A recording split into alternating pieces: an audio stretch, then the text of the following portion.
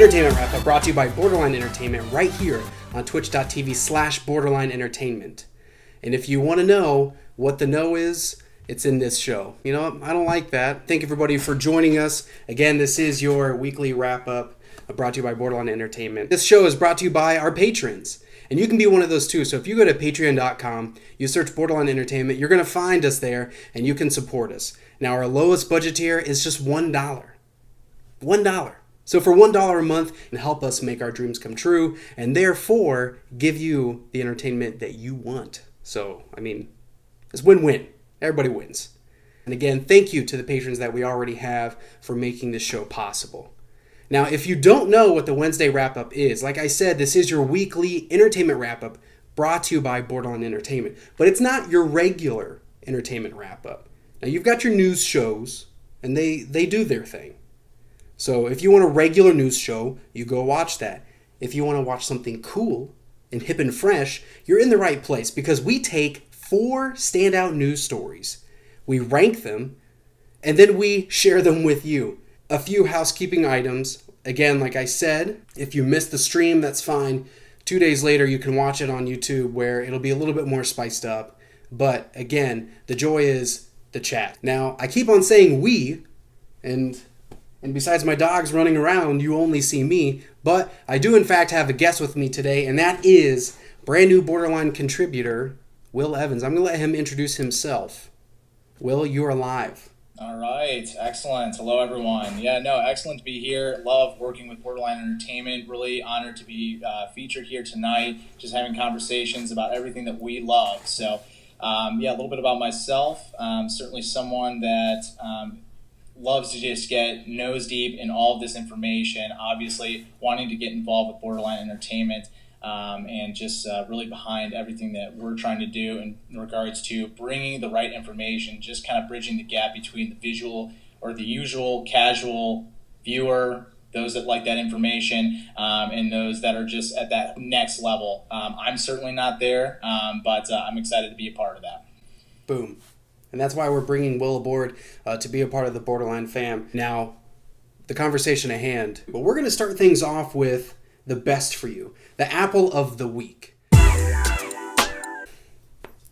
Against my better judgment, we're giving the Apple of the Week to HBO. Congratulations, HBO. You are the best news story of the week. So in case you missed it, HBO did release their, what would you call it? Well, like their 2019 roadmap. Their game plan, or just essentially everything to be excited for in 2019. Which 2019 is going to be a big year, not only for film. I mean, Disney had a hell of a year in 2018, projected to have another one. But again, we wanted to more so focus on television, just because I think the dynamic is really shifting from individuals within the entertainment industry to want to get involved with television. It used to be something that was just never thought of, to move from film to TV. We've seen that kind of reverse. So with HBO, particularly in the content that they produce, it's phenomenal. It's really exciting stuff. So there is a great lineup in 2019, but we have some standouts that we're really excited for. I think, really honestly, I think the one that we had particularly drawn some focus to is The Watchmen. Based on Alan Moore's beloved graphic novel, very influential. There's a lot to be excited for, but one thing that I'm particularly excited for, those that were fans of The Leftovers. So we have the creatives behind that, Damon Lindelof, Nicole Castle, all of which were involved with The Leftovers, and I think there's going to be a lot of great that they can do with this series. It's going to be a little bit different. It's not a direct adaptation. It's going to be taking place a couple years after the events of the graphic novel, but there's a lot of great things to come from that as well. Now, so with Watchmen, and again, with everything that we're talking about with the Apple of the Week, they released a teaser trailer, really is what I would call it, like a highlight reel of all the shows that are new and old that are going to be coming in 2019.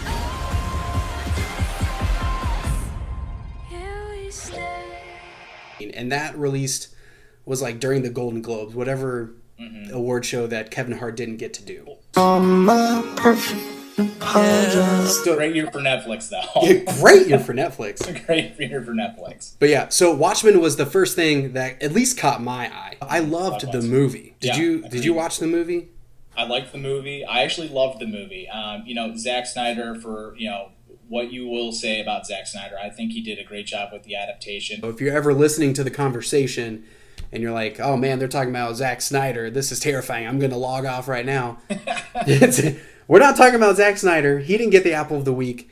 No. That is listed at the bottom. But bringing it back to the HBO show, I'm pretty excited. Like, after I watched a breakdown, so it's in Oklahoma. It's not in that big metropolitan setup that it was in the movie. Mm-hmm. And so we're getting that rural feel, but we still get the feeling that it's part of that larger universe. And spoilers, if you've never seen the movie, I would say stop listening now and come back in maybe 15, 20 minutes. So in this trailer, we see, so everybody's wearing masks. The whole police force, everybody's wearing these yellow masks. We see two other characters who I personally didn't recognize. They're wearing these, ski masks, these coverings. And then, like, the big shot at the end, of course, we see Jeremy Irons. He is going to be reprising the role of the secret bad guy. Yeah, the big baddie. The big baddie, I forgot his name. So at the end of that, Rorschach dies. But in this trailer, there's a character with a mask, but it's got the Rorschach paintings.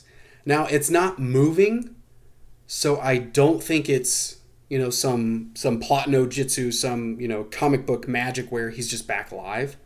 But, I mean, what do you think? I mean, what do you speculate? Is Rorschach alive, or is this a copycat homage? Just to speculate, I would certainly say that, again, if anything, it's more of an homage than, the dude exploded. Right? Because he was in a million different pieces. So he was liquefied. But that's what's fresh about a TV series coming years afterwards. I mean, he was literally, to your point, liquefied. So yes. If they were to bring him back, I mean, I'm sure they're going to dive into that. But that's the glory of television, right? We get an opportunity to explore characters, explore storylines over a little bit more of an extended period of time. There's just more room for that sort of development. If Dr. Manhattan is going to be in the series, how naked is he? Are we getting more blue penis? That's what I want to know. How naked is he? Oh, man. I'm excited for the show. And just to kind of wrap up on HBO, I think HBO has a lot of great other things coming up. Touching on Game of Thrones. Game of Thrones is coming to an end. Yeah. What a phenomenal run it has been. Really excited to see how everything is going to conclude.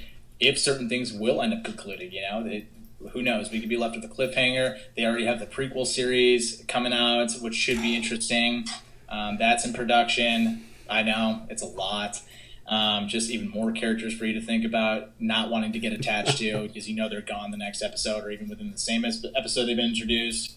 And then True Detective is making another comeback, which I think is awesome. I think the second season was a little bit of a disappointment for those that were huge fans of the first season. That's what I heard.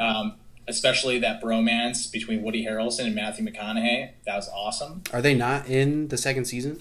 No, so it's an anthology series. So it's going to be new characters, new stories every single time. And so I think it was nice to see Vince Vaughn in that kind of role, but it didn't carry over as well for me. Colin Farrell, there was just a lot of things I felt detached from. Like, I didn't really find myself investing in it, I found it difficult to invest in the characters. Now, all the main characters within True Detective so far have been proven to be flawed, but I mean, that's some of the appeal of a lot of them. It depends on how they're portrayed. Yeah. But moving on, not all news this week was fantastic. No. And this is going to be something that's going to hit home, especially for Mr. Eric Bowles. The onion of the week goes to Batman. Now, not the hero. Not the hero. So let's put your pitchforks away.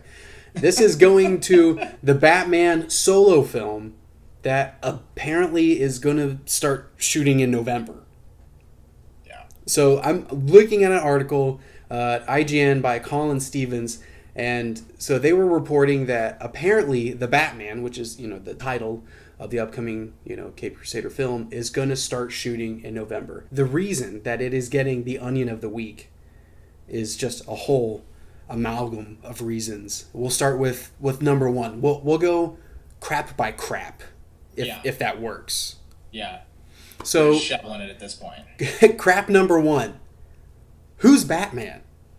We Who is he? don't know who is playing Batman.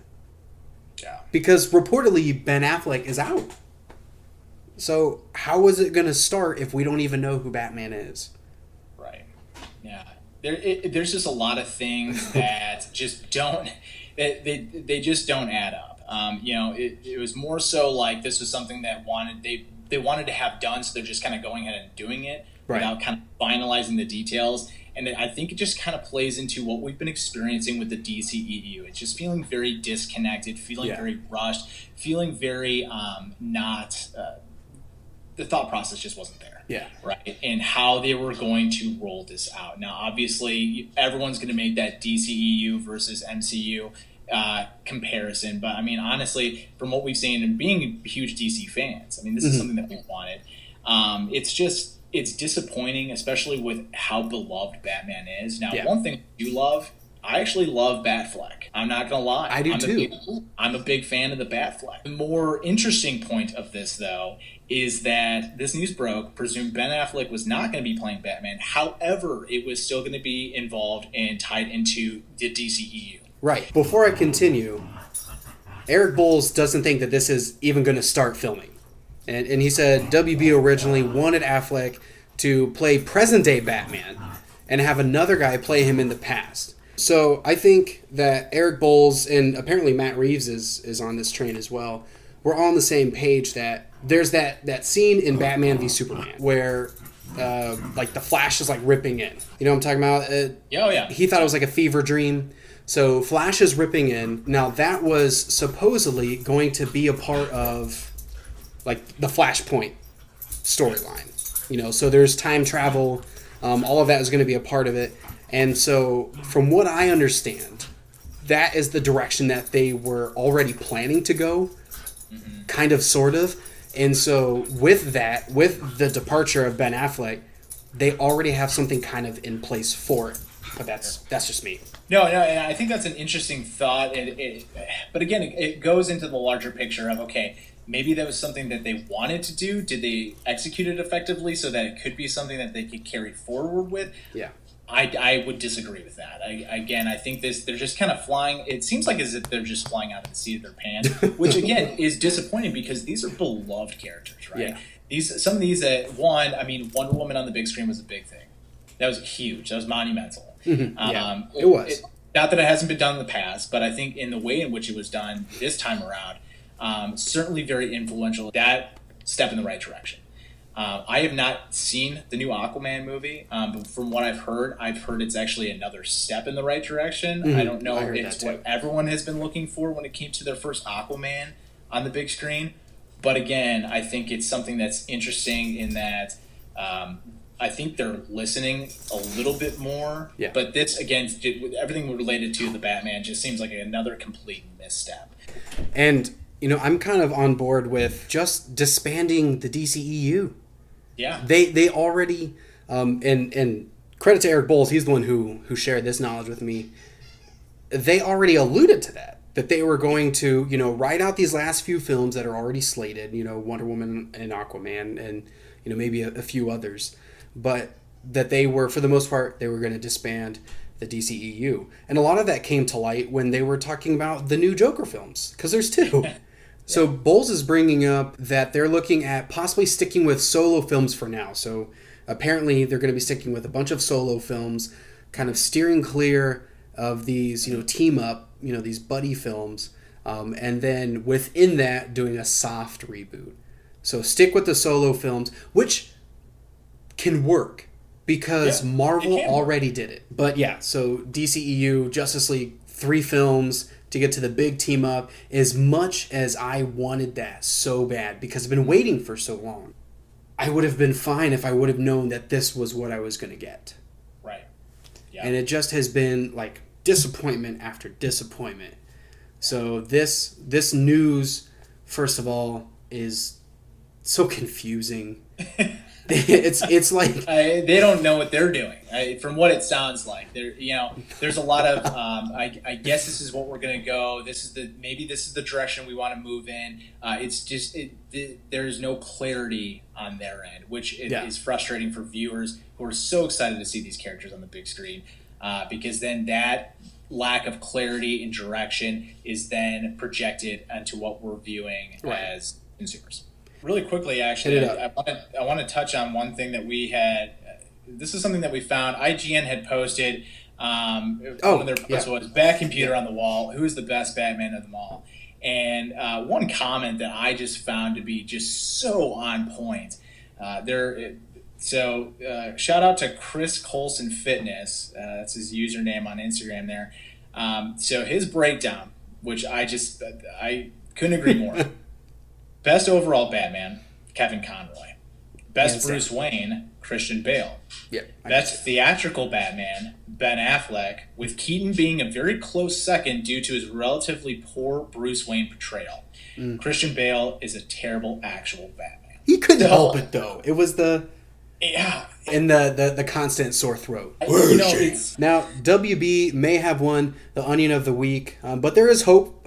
Bowles let us know that Walter Hamada was brought in to lead DC Films. So when we're getting Aquaman, we're getting Wonder Woman 2, Shazam, those are under his watch. So we've got hope for the future for these DC EU movies, or non-EU. But we're going to move on to our next award, which is the funniest news of the week. And that is Nintendo. Nintendo, you get the banana of the week. Funniest news story. And this comes in light of a Nintendo Direct, or non-Nintendo Direct, announcement that came, when did that come? It came a few days ago. But if you don't know what a Nintendo Direct is, and I'm going to give light because I know that my good co-host here is not a huge Nintendo fanboy like myself.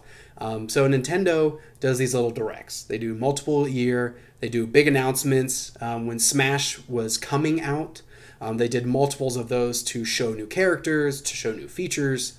Nintendo still attended the different E3 and PAX and whatever, those big conventions, but they had their directs. If you're a big Twitter person, you might have seen an image pop up saying Nintendo Direct, January 10th. This image looked legit. Okay, somebody went as far as to create a Twitter account. And so this is how everybody got bamboozled. Someone created a Twitter account that their name is Nintendo of America. Step 1. There's your big heist. You got us there. Number 2, they had a very short, to the point tweet. There's not too much frill. There's not too many hashtags. But then there was an image with the Nintendo watermark. It has the Nintendo Direct logo, everything. It says 1/10/2019, the way that they usually have it. And then they have the times on there. I mean, it was as legitimate as Nintendo's actual posts. And so everybody was freaking out. They're so excited because this was dropped a couple days ago. So we're getting a Nintendo Direct. Everyone's losing their mind. And then, I think it was like a day later, everyone's freaking out because it turns out it was a fake.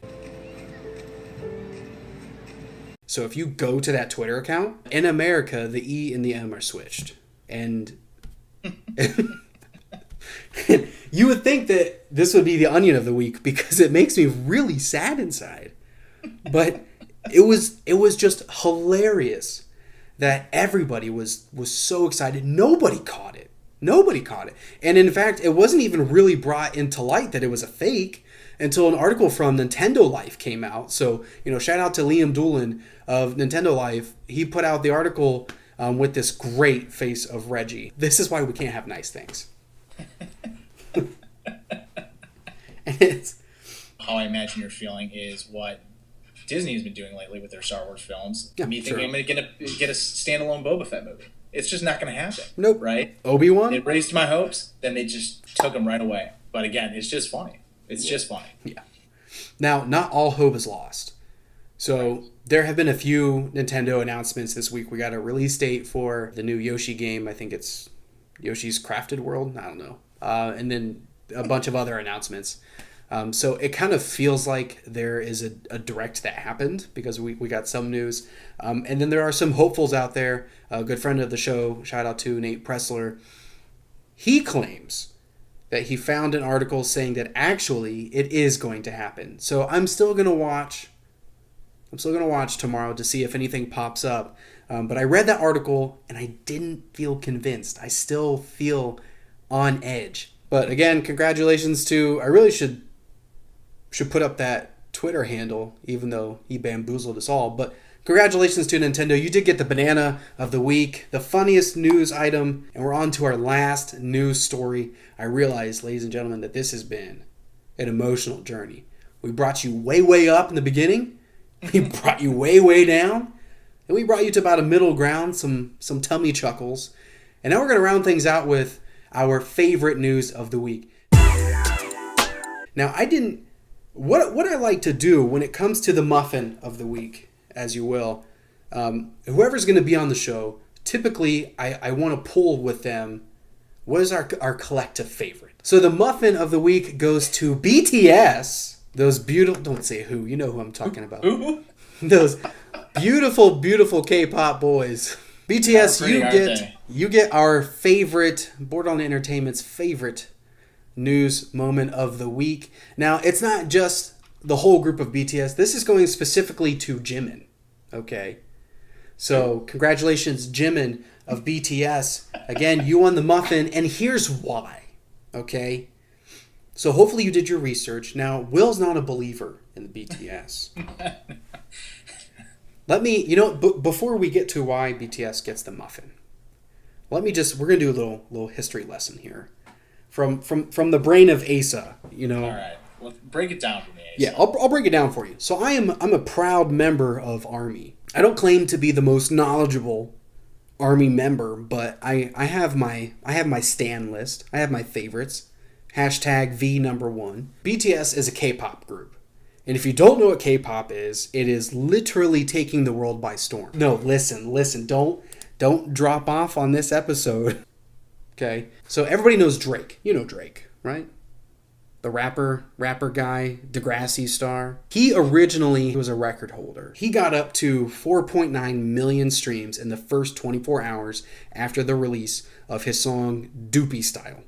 I don't freaking know. I didn't really know until this news story came up. 4.9 million streams in 24 hours. That's pretty impressive. Jimin released one, not a whole album. He released one track, okay, called Promise. And within 24 hours, he got 8.5 million streams.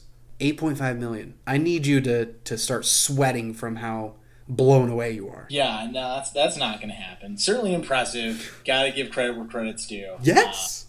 But that's as far as I go on that one. That's 3.6 million more than Drake. I'm just saying, if Jimmy Fallon can hop on the train. Jimmy Fallon is friends with everyone. Jimmy Fallon is a good guy to get drinks with. I think that's why he's friends with everyone. Love you, Jimmy Fallon. Again, another story that didn't necessarily resonate with myself. Not a huge K-pop fan. It is really cool to see how well the genre and, it is exploding around the world. Right, I think for the first time that they topped the top 40 UK charts, right? I want you to be your night, baby. You could be your night. Is that right? Yep. So that good for them. But when it comes to BTS, I think it'd be more fun playing a drinking game, trying to figure out every one of their names, and every time you got it wrong, you had to take a shot. That's a never-ending game. Army, though. Well, ladies and gentlemen, that's it for us. Those are your winners for the week. We appreciate everybody for watching. Really quickly, Will, what are you doing this weekend? What are you watching? What are you playing? What am I watching? What am I playing? This weekend, it's Red Dead, tackling that. It's got some other things I got going on, CrossFit competition, a lot of things. So, boom. And if people want to follow you, where can they find you? On Instagram, my handle is WEV4NS24. So if you also just want to follow the Borderline Entertainment and find me that way, I am a follower. So do a little search for myself, Will Evans. That's an easy way to hit two birds with one stone. For myself, man, honestly, I'm trying to work my way through Super Smash Brothers Ultimate. I'm doing World of Light. How many characters? Yeah, I mean, you have to get all of them, but how many characters do you have to get? Man, so there's over 70. I want to say I'm at like 15. Because I'm trying to work my way through World of Light, which is the single player thing, but it is so hard.